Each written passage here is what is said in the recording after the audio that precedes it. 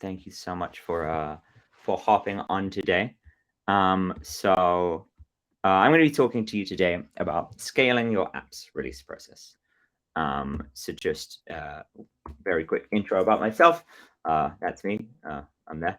My name is Neil Kimmett, 2 M's, 2 T's. That's my Twitter handle if you would like to, catch me after the talk. I'm originally from sunny Southampton on the south coast of England, but these days I live in New York City. And I am a director of engineering at ClassPass. So ClassPass is the world's biggest aggregator of studio fitness and wellness. So what does that mean? Basically, we partner with, many different businesses in 28 different countries around the world, sort of gyms, yoga studios, spas, salons, and we offer their services through our mobile app. So you as a user, you sign up to our app for a subscription, and you get access to all of these different businesses. Let me just quit Slack because I don't want that noise. Yeah, so the mobile app is kind of the core part of our business. It's the way that most people interact with our service. So me, as in my director role, I kind of oversee the kind of mobile focused side of the org. So I want you to imagine with me what's involved in shipping an app. The two fundamental pieces to it are basically you write some code and then you ship some code. Sounds very, very easy, doesn't it? But now I want you to imagine with me what it would have been like to do this sort of, in the, let's say, like late 1980s. So it's going to be a bit jazzier. There might be some disco going on. It's going to look a bit more like this. Like, what did that process look like? So, you might be clacking away on your mechanical keyboard, onto your CRT monitor, writing some C or whatever. And then when you want to, you're done with your app that you want to ship, you're going to need to put that onto some kind of physical media. This is a floppy disk, or for those unfamiliar, this is the save icon. It could store a whopping 1.44 megabytes on it. So you'd have to get all of these things sort of printed and put labels on them. Maybe if we go into the 90s, we're talking more about, CDs that we'd be shipping out, which is 700 megabytes. Then you'd need to ship them to some kind of physical store. Your users would have to go and browse the aisles of the store and pick off your box with your software in. They need to take it home and they need to put it into their computer. This is how floppy disks worked. It's kind of a very complicated, very tricky process. There's quite a big gap between you actually writing the code and you shipping that to your end users. Thankfully, that's not the world we live in these days, right? We have the information superhighway. We are deploying our Kubernetes clusters at hyperscale in the cloud.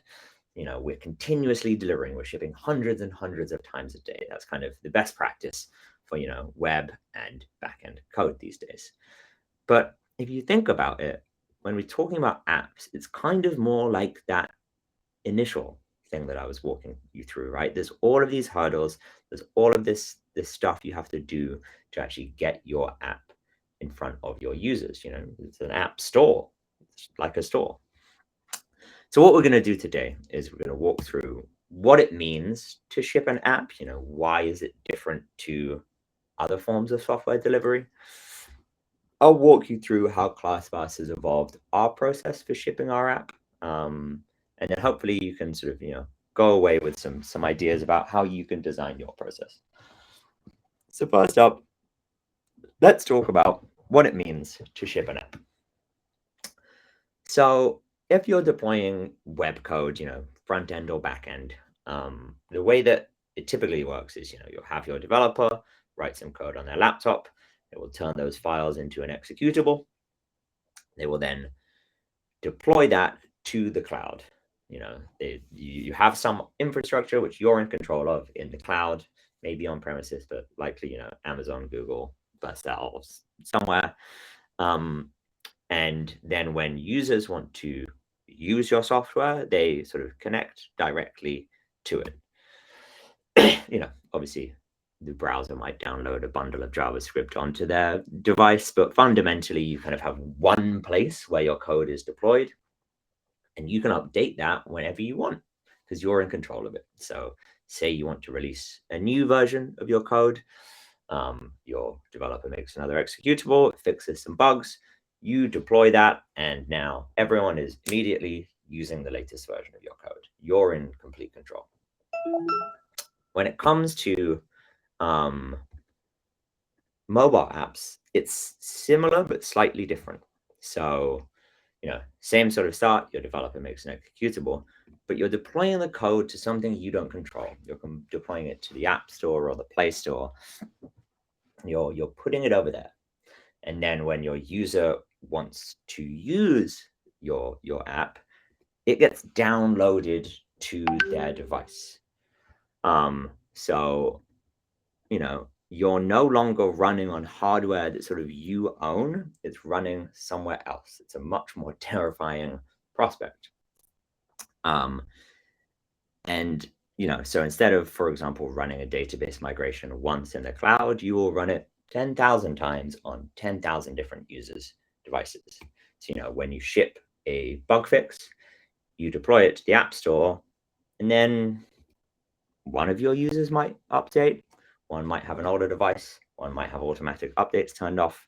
Sort of fundamentally, once you've shipped something to the App Store, that code can kind of live forever. So you need to introduce a bit more rigor and a bit more sort of process into how you deploy, because you can't just immediately roll something back if it doesn't work.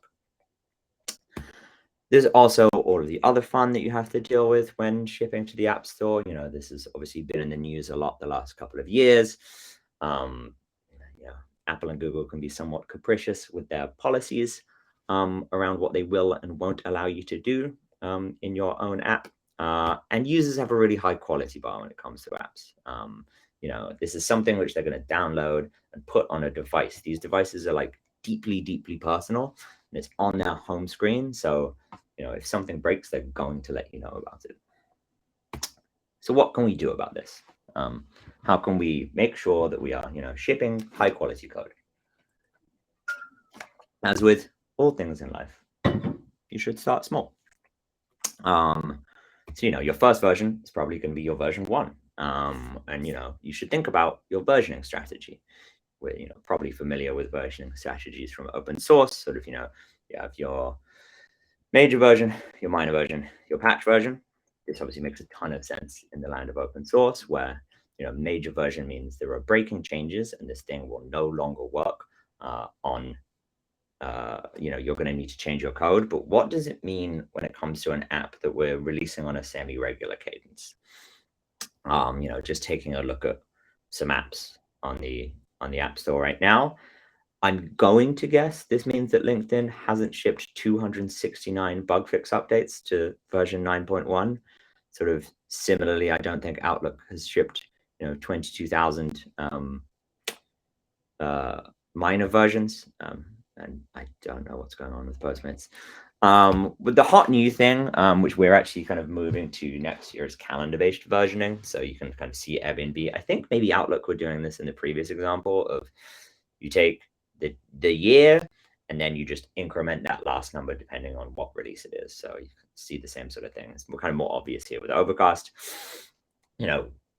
We know from decades of experience that the best way to deliver quality software is deliver fast, early, often. So what's the point in kind of faffing around with version numbers? You're going to want to spend a little time thinking about your branching strategy, especially as your team grows from sort of one developer maybe just operate on your main branch. The two main ones, we use trunk-based development. You have one branch, you do feature branches off it, and then when you cut a release, you make a release branch, and then definitely try and keep that release branch around. It's very useful to, in a year's time, be able to refer back to what was the code look like at this exact time. The other kind of very popular one is Git flow, where you sort of have an unstable development branch, and then you merge your major releases into your main branch. So your main branch could represent sort of like each incremental release that you ship. First thing you should do is automate some stuff. That's kind of, a general rule in life, because we are software developers, and we love to automate things, is what we're good at. The main player in this space is Fastlane. Fastlane can automate a ton of boring stuff that you don't want your developers doing, like creating builds, managing your code signing, uploading screenshots, even submitting your app for review.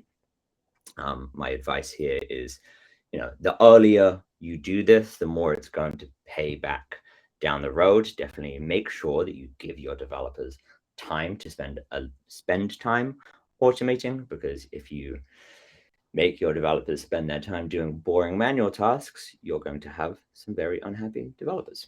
And then start small and introduce process as you go. When you're a team of one shipping to the App Store, you probably don't need too much process. But as you grow, you're going to want more. First up, that I would recommend is creating a release checklist. Checklists are what save you from, making silly mistakes. So here's sort of an example of ours. You can start with, just a few quick bullet points, like make sure you post in the Slack channel saying, hey, we're kicking off this release process. Make sure that you ask everyone, hey, is all the stuff that you want in this release in this release? Make sure that you run through the test flight build and make sure you go through the checkout flow. You might have the world's most wonderful QA team, but for peace of mind, especially given all of the risk of putting a build on the App Store, just having a checklist to go through makes life easier. Sort of an old mentor of mine, Mary Williams, refers to checklists as organizational scar tissue, which I really love, because you can kind of look at checklists like this and sort of look at each item and go, I wonder what the story behind that one is. I bet something went wrong. And then someone said, oh, we should add a checklist item for this. And then the other great thing about this is, especially as your team grows, is it allows you to bring more junior folks into the release process. You can't just say, oh, we only trust the senior devs with releasing to the App Store. If you make it repeatable, then you can get more buy-in from folks who are less experienced, which is wonderful. Next up, think about creating a planning sheet.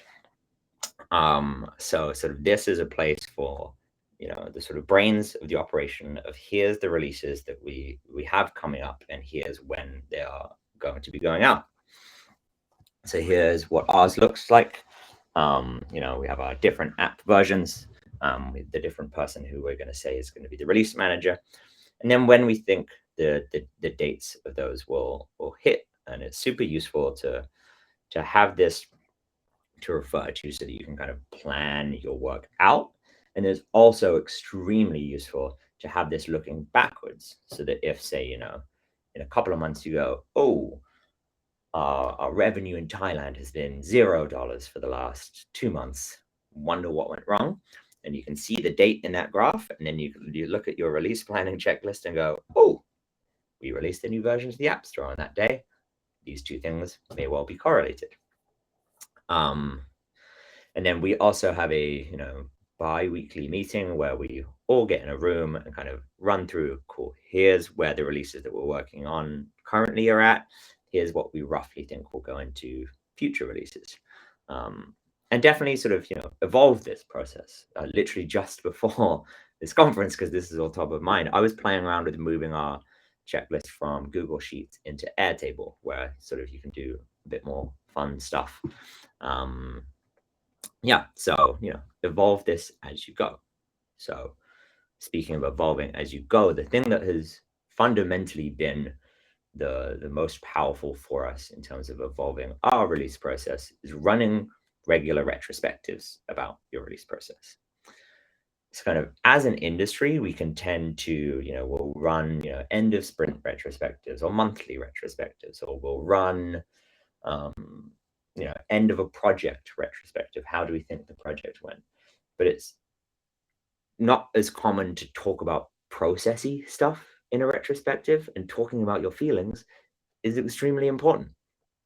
So, we started doing this a couple of years ago, and the number of improvements we've made to our process just by carving out time, once every quarter or once every 6 months to just get all the relevant stakeholders in a room, talk about your feelings, talk about what's working, talk about what isn't, and really, be very intentional about talking about your process.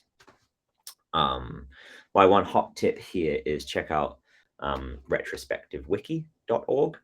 There's the classic retrospective formats like what's going well, what isn't going well, but there's also some more sort of out of the boxy ones. There's the like liked, lacked, learned, longed for. There's the sort of even more weird out of the box ones than that.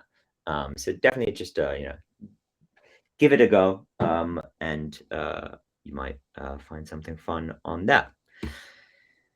So let's talk about release strategies. There's kind of two main ones, and you will typically find that you evolve from one into the other. So the one that sort of, the default release strategy, I guess, is kind of feature-based releases. This will definitely be what you do when you first start off. You work on a feature. When it's ready, you release it. Easy.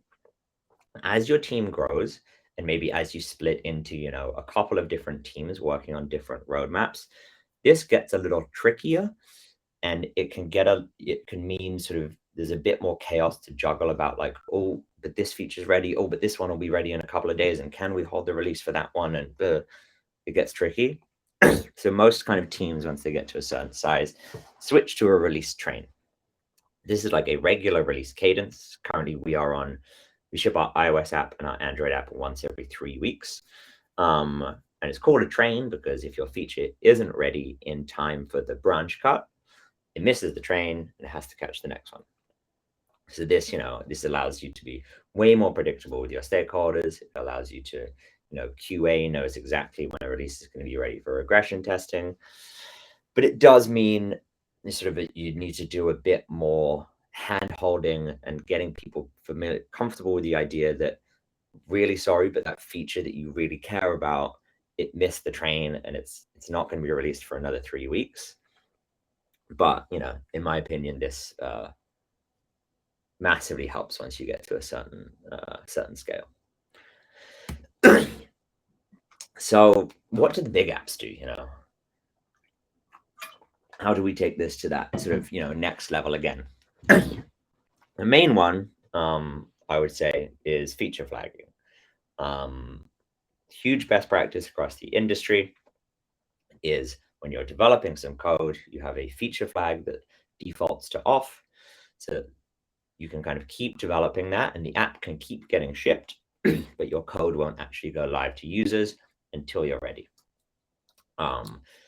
This could be some local config, but typically, it's some remote config where, the app starts up and it asks somewhere on the internet, what features should I have on and off? There's various, providers that can do this for you. I think Firebase has a thing. There's Optimizely, there's LaunchDarkly. You can build your own one. But it allows you to have more confidence in it. This is what allows you to do the release train based approach, right? Because if you didn't have a feature flags, you would ship some half-baked code out into the world because it just happened to catch the train. My hot tip here is investing early in building some internal tooling around managing your feature flags pays off massively down the road. So on the left is our sort of internal feature flag management. On the right is Artsy's. This allows sort of, your PMs or other stakeholders or QAs to just toggle things on and off locally on the actual app that they're testing, rather than like having to log into some web dashboard and find the feature flag they want and put in their user ID for an override. Building this early, you will make lots of friends among other stakeholders, but just make sure not to accidentally ship it into the app store version, which is what Domino's did. Sorry for calling you out, Domino's. The next big one is server-driven UI. So just to wind back a sec, feature flags. when you get to that point where sort of everything is being developed behind a feature flag, you fundamentally get to the point where you have multiple concurrent releases all going into your release. So you have all of these little mini releases inside one release. So you might then want to think about, maybe you need a feature flag checklist. Maybe you need a feature flag planning sheet. Sort of we get this weird like meta release within a release sort of thing. And then with server-driven UI, we get releases outside of a release.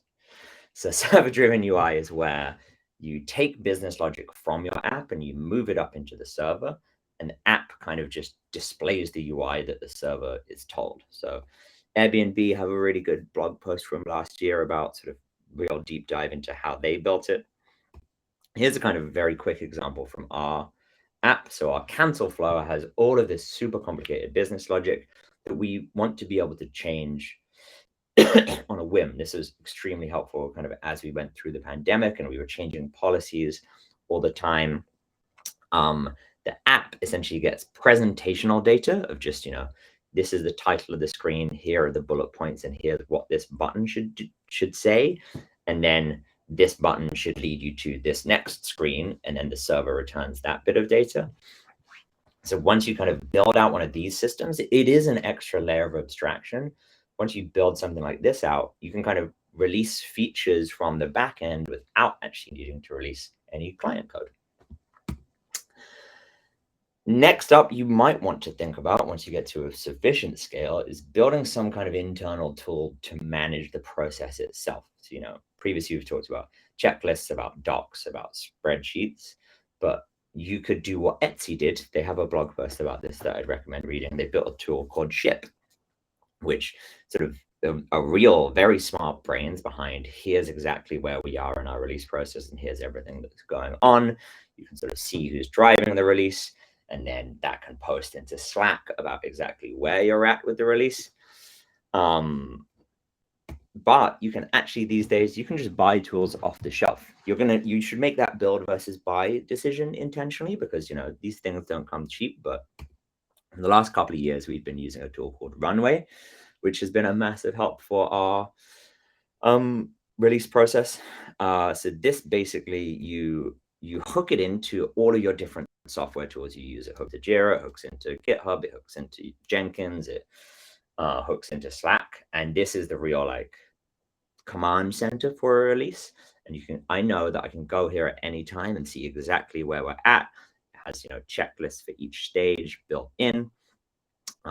Super useful tool. And as someone who's been in mobile development for 12 years, it's really, really cool to see tools like this come to the world of mobile development. So yeah, that's all I have for you today. Start small, introduce process as you go, and add tooling where necessary. And I think, I saw a question in the chat. How do we handle hotfixes? In terms of our branching strategy, so we're on that kind of trunk-based development, and we have a release branch, and then we'll do a hotfix branch directly from the release branch, because that's a known good state of the code. And then we'll do our actual development for the fix typically on main, and then cherry pick that to the release. But we try to shuffle along the hotfix release process a bit quicker than normal. To sort of, you should do some level of testing and rigor around it, but really, if you're doing a hotfix, speed is typically of the essence. And do you find it harder to onboard new engineers to the server-driven UI approach? 100%. Sort of that is the problem with server-driven UI, is you're introducing this extra layer of abstraction where you need to reason about things kind of one level deeper. Some really good advice that I heard from Lyft have a really good mobile podcast, and there's one episode where they talk about their approach to server-driven UI. And there's no way where you're going to be able to abstract over all of the UI in your app and completely drive everything from the server. It's about kind of drawing logical boundaries around a feature. So that might be like your booking modal, and you design a server-driven UI schema purpose built just for one thing, and then do that for your other schemas sort of as needed. Cool. I hear the live stream's ending. Thanks, everyone.